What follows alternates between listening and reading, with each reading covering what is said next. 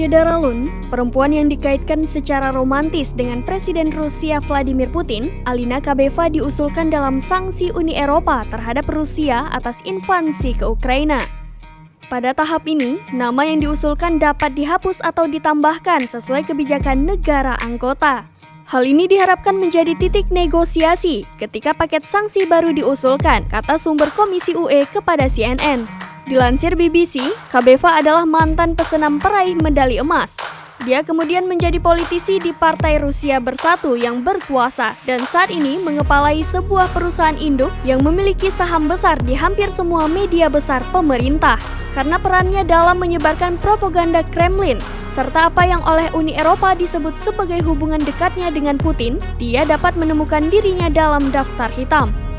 Sebelumnya, Putin membantah menjalin hubungan dengan Alina Kabeva. Namun, laporan yang lebih baru mengatakan mereka memiliki anak bersama.